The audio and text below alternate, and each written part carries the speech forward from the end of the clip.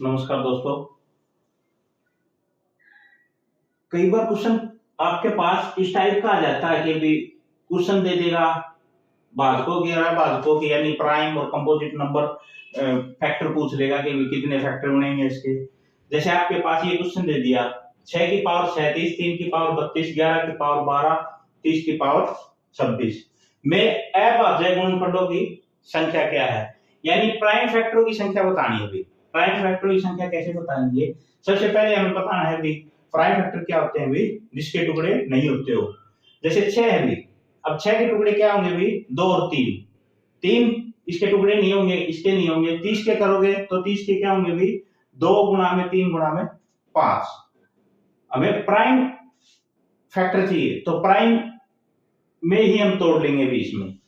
तो 6 को अगर आप तोड़ोगे तो इसको 6 की पावर 37 है तो इसका मतलब है 2 की पावर 37 गुणा में 3 की पावर भी 37। इसी तरीके से 3 को हम नहीं तोड़ सकते, उसको सेम लिख दो 11 की पावर 12 गुणा में 30 को लिख सकते हैं हम 2 की पावर 26 गुणा में 3 की पावर 26 गुणा में 5 की पावर 26। इसके बाद जिसका बेस सेम है उसकी पावर ऐड कर लेंगे हम। सबसे पहले 2 की आ जाओगी, 2 की है 37 और कौन सी है भी 26 गुणा में, फिर 3 की पावर है आपके पास 37, 32 और 26,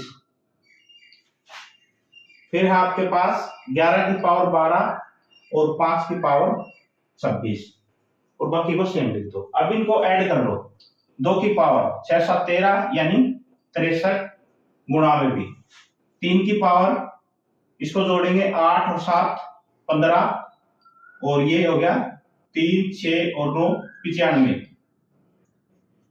बाकी सेम 11 की पावर 12 5 की पावर 26।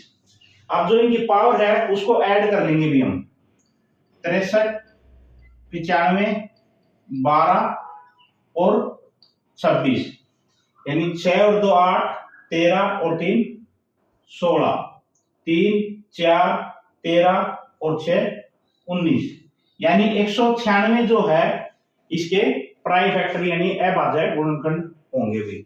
ये इसका आंसर होगा भी। पहले जो हमने क्वेश्चन किया था उसमें अभाज्य गुणनखंड यानी प्राइम फैक्टर निकाले थे भी, तो इसमें आपके पास भाजकों की संख्या निकालनी है भी। इसका मतलब है 4200 जो है उसको कितनी संख्याएं भाग दे सकती हैं भी, ये निकालना है इसमें। तो इसके भी वही प्राइम फैक्टर कर लेंगे हम। 4200 जो है आपके पास किसके बराबर है भी 42 गुणा में 100 के। आसान रहेगा भी ऐसे तोड़ने में, 42 गुणा में 100 के।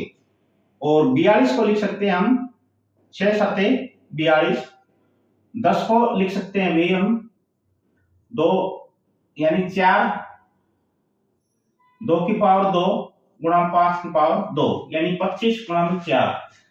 6 को लिख सकते हैं हम 2 गुणा में 3, 2 दिया 6 गुणा में 7, 2 की पावर 2 गुणा में 5 की पावर 2।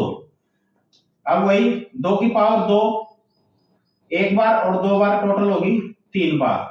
3 एक बार है, 7 भी एक बार है और 5 आपके पास 2 बार। इसमें क्या करेंगे पावर में एक एक ऐड करके और उनकी मल्टीप्लाई कर देंगे। पावर में एक ऐड करोगे तो कितना आ जाएगा भाई 4, इसमें ऐड करोगे 2, ऐड करोगे 2, 2 में ऐड करोगे 3, इनकी मल्टीप्लाई कर दो भी 4 दूनी 8, 8 दूनी 16, 16 दिए 48। इसका जो आंसर हो गया जाएगा अभी 48 यानी 48। तो 48 इतनी संख्याएं हैं जो 4200 को डिवाइड करेंगे।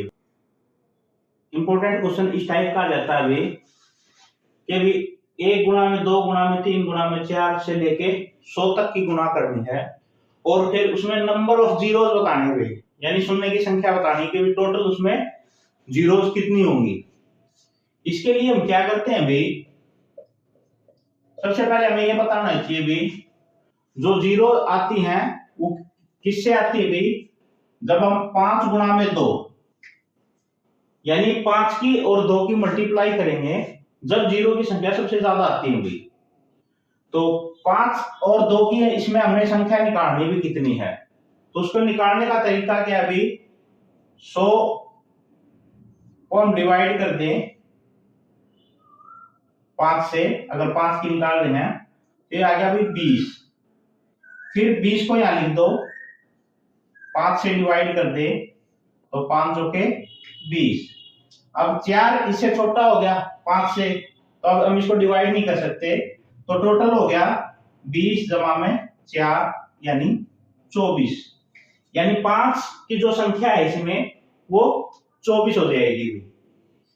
इसी तरीके से हम 2 की निकालें तो वैसे शॉर्ट ट्रिक तो ये है कि भी 2 की निकालने की जरूरत भी नहीं है भी, क्योंकि 2 की आप निकालोगे तो 2 की ज्यादा आएगी, लेकिन जो थोड़ी होगी वो हमें लेनी है भी। तो बता देता हूं, जैसे 2 की निकालोगे 100 अपॉन में 2 करोगे तो ये 50 आ जाएगा, 50 अपॉन में 2 करोगे 25 आ जाएगा, 25 अपॉन में 2 करोगे तो 12 आ जाएगा, 12 अपॉन में 2 करोगे तो 6 आ जाएगा, फिर 3 आ जाएगा, फिर 1 आ जाएगा, फिर इनका सम करोगे।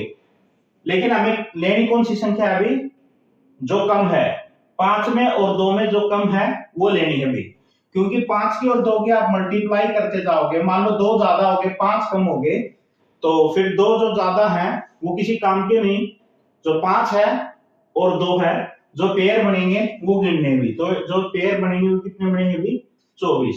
इसका मतलब है जीरोस की संख्या जो होगी वो आपके पास क्या होगी भी, 24। ये आंसर होगा भी इसका।